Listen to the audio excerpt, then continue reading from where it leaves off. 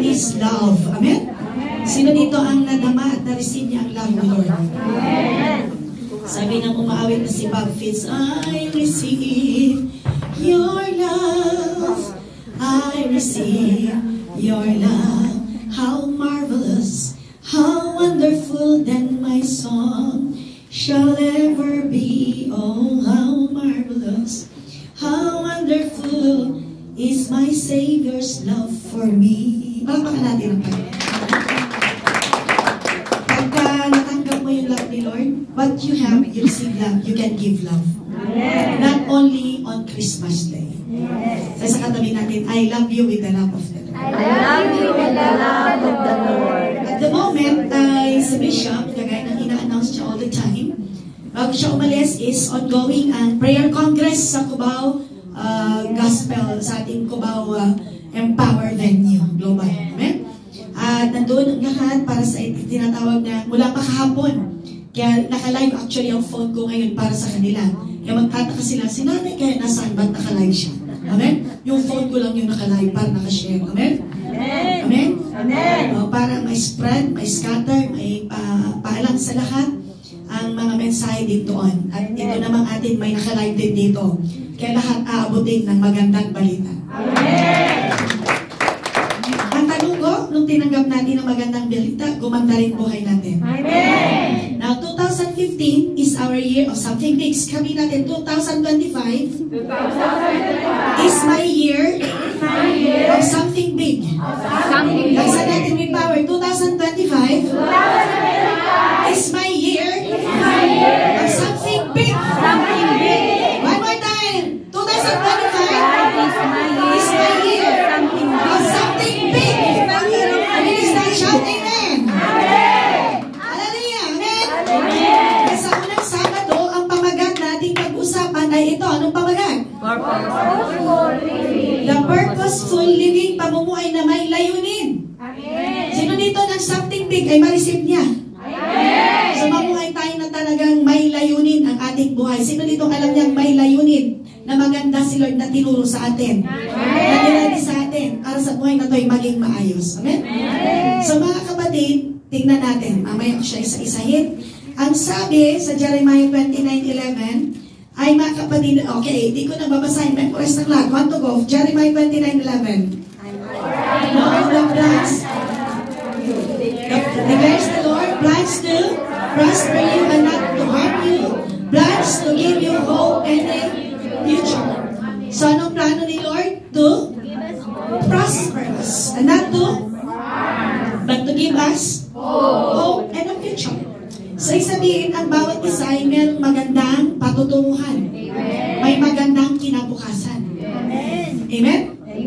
Amen? Amen? So yung pamilya mo, may magandang kinabukasan. Amen? Yung trabaho mo, may magandang kalalagyan. Amen? Lahat yan, kasi ang plano ni Lord is to prosper us and not to harm us.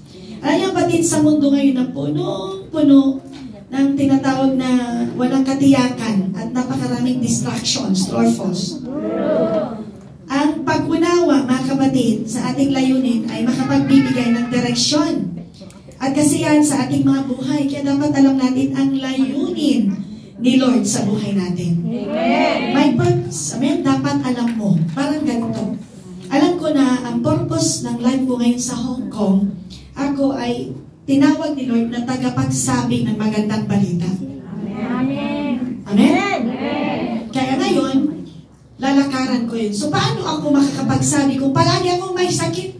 Amen. Kailangan kong maging malakas. Amen. Kaya kakain ako ng tama. Yes. Amen. Hello? Amen. Hindi kailangan nag-worry ako kasi hindi ako makakatulog ng tama. Yes. Amen? Kaya pag alam mo yung layunin mo, lahat ng gagawin mo, nakatuon sa layunin. Amen. Kaya magiging maayos ang ating mga buhay. Amen. Natin sa so, ang mundong ito, punong-puno ng uncertainties, distractions. Alam niyo, nung umuwi po kami ni Mary Joy, December 30. At sa dami nung in-accomplish sa purpose ng uwi, ang feeling ko 2 weeks akong nawala. Yung pala 5 days lang. Dahil lahat ng purpose ng uwi ko sa grasya ni Lord ay lahat na-accomplish to God.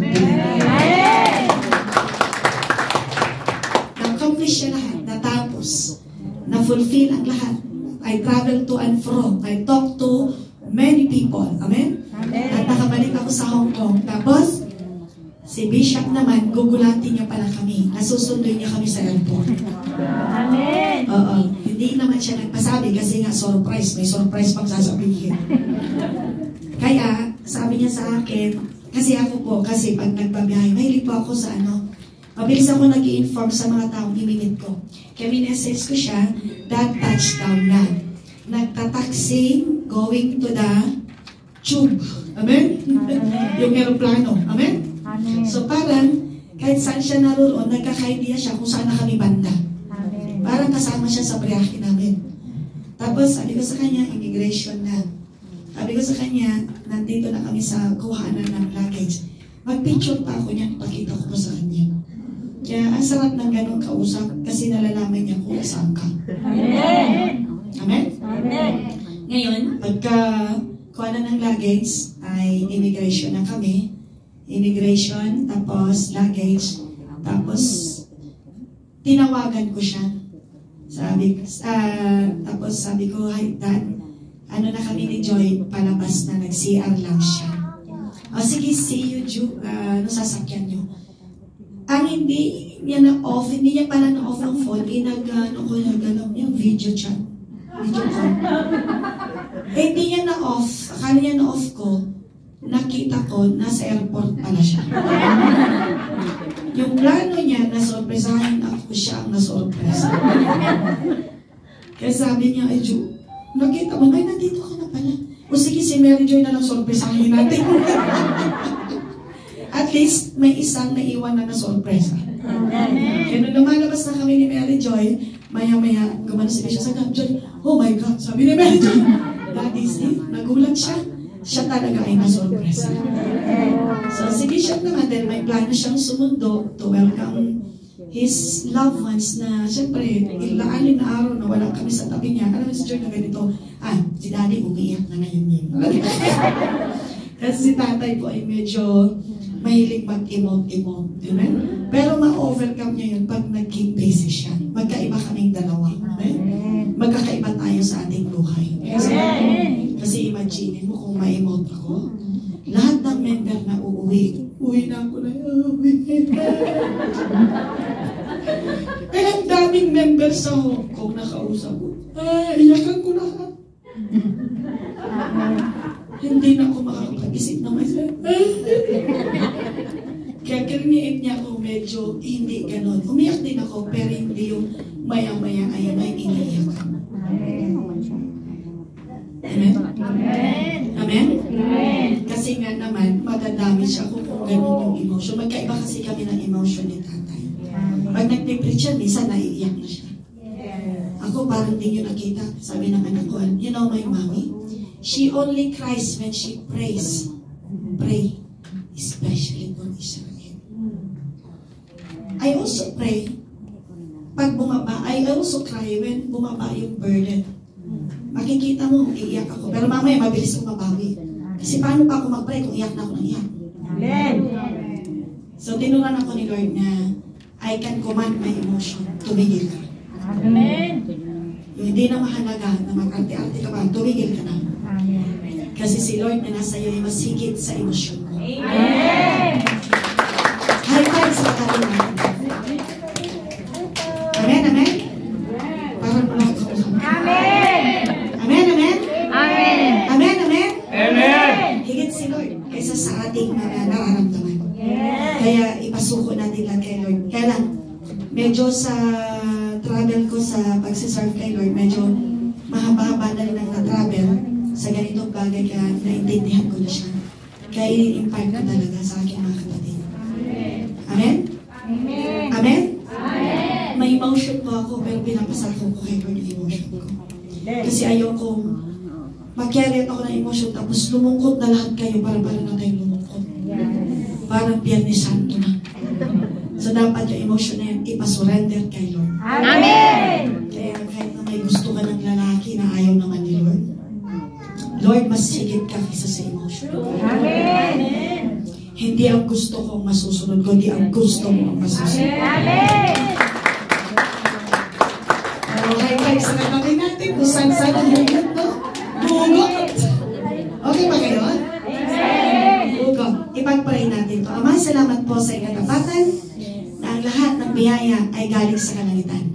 Hindi mo kami tatantanan dahil ang sabi mo, you will give us, you have come to give us abundant life. Kaya ngayon, Lord, fulfill mo na naman ang iyong word sa magitan ng pag-aaral namin na ang buhay ng bawat isa ay pasasaganahin mo ng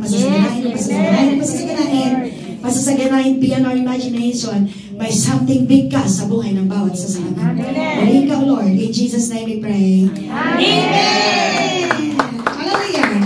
Kaya Jeremiah 29:11, for I know, sabi Lord, my plans for you, I have for you, declares the Lord, ang plano is to prosper and not to harm, but to give us hope and a future.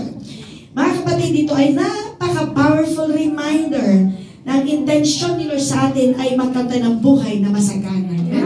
Wala siyang planong masama. Sabi natin, wala siyang planong masama. Wala siyang planong masama. Ang demonyo may planong masama. Kasi sabi ng John 10:10 also, the thief comes only to kill, steal, and destroy. Pero si Lord, ang plano niya ay buhay na masagana. Amen, amen? Kaya ang verse ng Jeremiah 29:11 encapsulates, mga kapatid, itong talatang naglalarawan sa esensya, ang kahalagahan ng purposeful living. Maganda na ang buhay natin, ang pamumuhay natin ay may layunin. Pagka nag-sing pa, may layunin ka. Hindi lang para makita yung kaibigan mo, more than that. Yes. Kaya ka naligo, alam mo ang layunin mo. Yes. Kaya ka nag-brush ng teeth, alam mo ang purpose mo. Amen. Amen? Bakit ka natulog ng maaga kagabi? May layunin ka para pagdating sa church, hindi ka matutulog. Amen. Amen? Medyo malamig pa sa likod, magsabi lang po kayo, okay lang? Okay lang po na. Sa harapan, okay lang? Okay lang, makapal ng balat natin, malapakan ng Panginoon. So, ay explore natin ang tatlong susi, mga kapatid, key aspects of living with purpose. Sino dito ang gusto mamuhay na may layunin? Sa lahat ng gawin niya, gagawin niya may layunin talaga. Una, recognize God's plans. Isa-isa naman natin to. Bilisan ko lang muna. Embrace our identity in Christ and actively pursue our calling. Una, mga kapatid, para talagang mamuhay tayong may layunin, talagang grabe, purposefully, talagang lahat na ginagawa niya may purpose. Kaya ako kumakain ng healthy food, may purpose. Amen. Amen, amen? Amen. Kaya ako kumakain ng ampalaya para sa aking liver ay maingatan. Amen. Wala nang kinalaman ng pait. Ang mahalaga ang liver ko ay maging malinis. Amen. Kaya inom ako ng tubig para ang buong